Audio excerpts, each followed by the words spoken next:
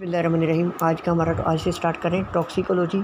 Toxicology में पहला topic discuss करेंगे न्यूरोट्रॉपिक्स। न्यूरोट्रॉपिक्स आर द पॉइजन्स और the chemicals which act on the central nervous system. उनमें से हमने पारिक में स्टिमुलेंट्स के नाम से एक चैप्टर है जिसमें एम्फिटामिन और कोकेन को डिस्कस किया, लेकिन आज मैं डिस्कस करूँगा कोकेन।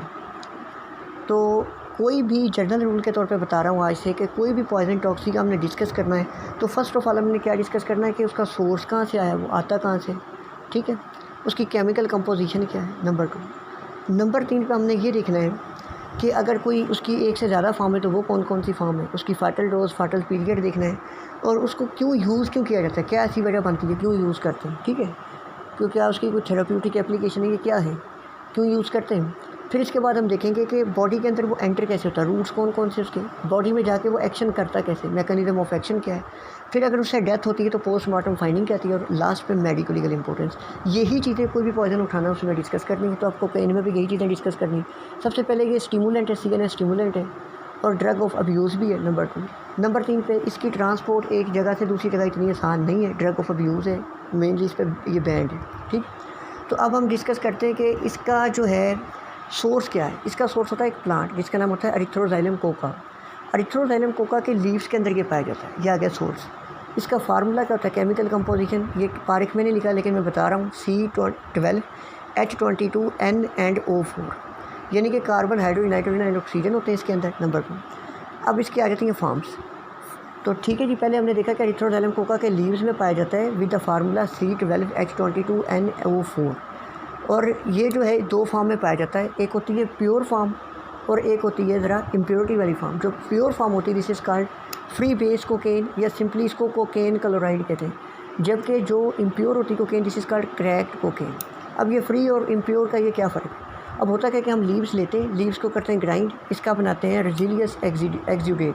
जो एक्सुडेट बनता है लीव से उसको प्रोसेसिंग से गुजारते हैं 5 से 6 बार डिस्टिलेशन से। जब डिस्टिलेशन होती है तो क्या होता है कि इम्प्योरिटीज अलग होती जाती हैं और pure fumes of the cocaine are produce, this is called cocaine chloride, ठीक, या simply called free base cocaine. जबकि दूसरी जो होती है इम्प्योरिटीज़ वाली, अगर इम्प्योरिटीज़ रह जाएँ, इसको इतनी प्रोसेसिंग ना की जाए तो this is called cracked cocaine.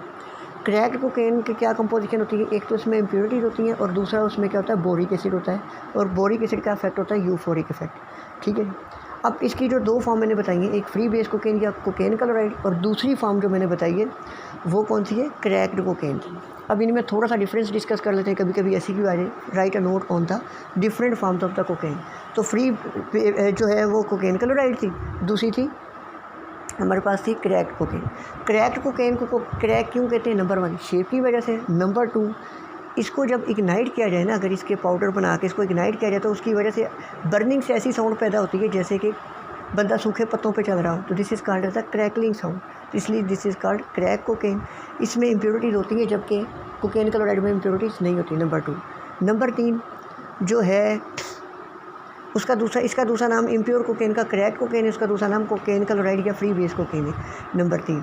Number तीसरा डिफरेंस हमने ये डिस्कस करना है कि जो प्योर होगी कोकेन उसका इफेक्ट मोर होता है बॉडी पे, जबकि जो इम्प्योर होगी उसका इतना ज़्यादा इफेक्ट नहीं होता, नंबर 3।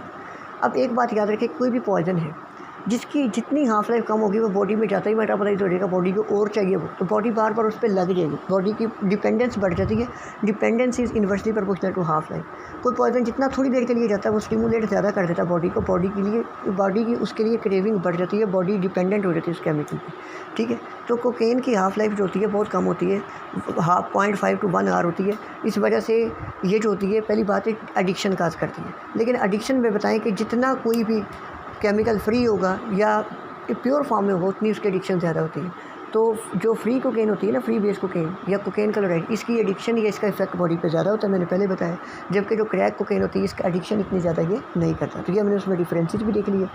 और बोरिक एसिड की बात करें तो फ्री बेस कोकेन में नहीं होता, जबकि दूसरी जो कोकेन होती है हमारे पास क्रैक्ड कोकेन में बोरिक एसिड होता है। इसके बाद अब शेप की बात करें तो जो शेप होती है ना फ्री बेस कोकेन या कोकेन क्लोराइड की, दीज आर कॉल्ड एसिक्यूलर, ACICULAR, एसिक्यूलर यानी स्पिंडल शेप तरह के क्रिस्टल्स होते हैं इसके, और ये कलरलेस होती है, जबकि जो हमारे पास होती है क्रैक्ड कोकेन ये वाइट कलर की होती है due to the boric acid, ठीक हो गया। ये हमने इसके फॉर्म डिस्कस कर ली। अब देखते हैं कि क्या इसके डेरिवेटिव्स भी कोई हैं, तो जवाब है यस। अब कोकेन को इस्तेमाल किया जाता है मेडिकल साइंस में, इससे काफ़ी सारी ड्रग्स बनाई गई हैं, लीडोकेन, लिग्नोकेन। ये क्यों ड्रग्स कैसे एक्ट कर रही होती हैं, एज एनाल्जेसिक वगैरह भी यूज़ होती है कोकेन, ठीक है। तो इसके डेरिवेटिव भी देख लिए। अब इसकी हाफ लाइफ की बात बता दी है, 0.5 से 1 आवर होती है। ये एक अल्कलाइड है, इसका मतलब इसकी pH ग्रेटर दैन 7.4 होती है। अच्छा जी, अब इसकी फाटल डोज होती है 1 ग्राम अगर ओरली खाएँ, ठीक है।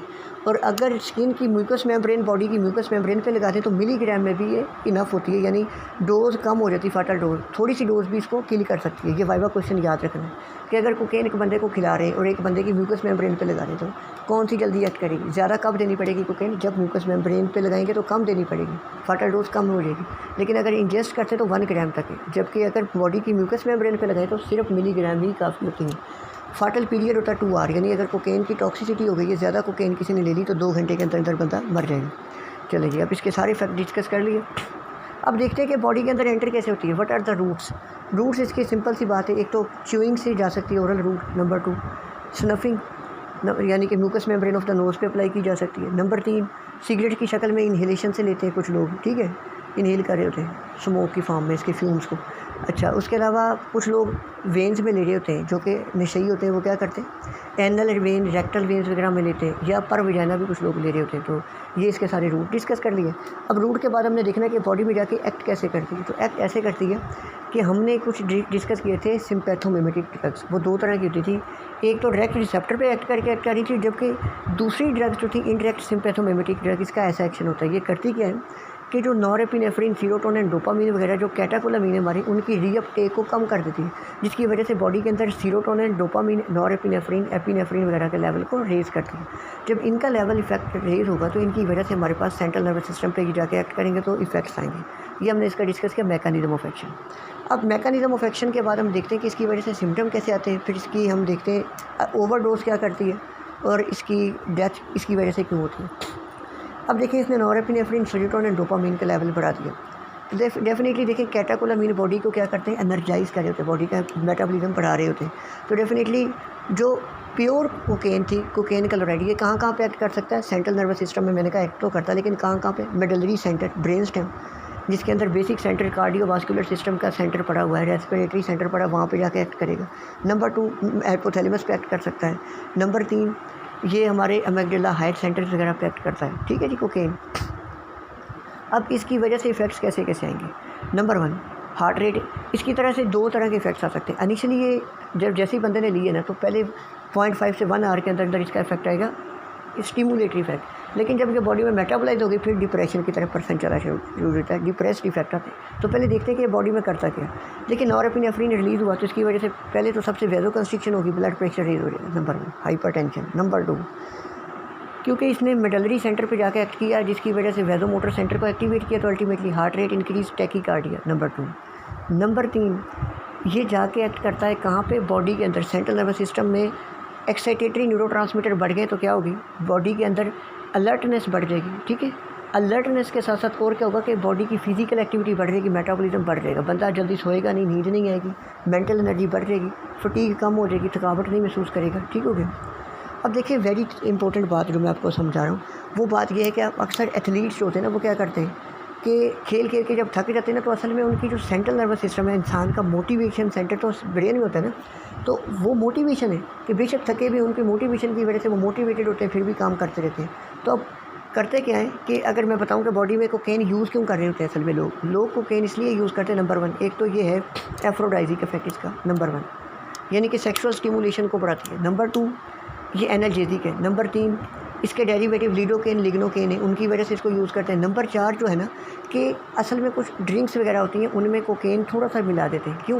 क्योंकि ये बॉडी को मेंटली तौर पे अलर्ट रखती है और एनर्जी लेवल बढ़ाती है, फटीग को कम करती है। जो हमारे पास एथलीट्स होते हैं वो ज़्यादातर इसको, या आर्मी वगैरह के लोग हैं दूर के, जिन्होंने ज़्यादा जाग के या हैवी काम करना था ना, वो इसको ले रहे होते हैं हल्का हल्का।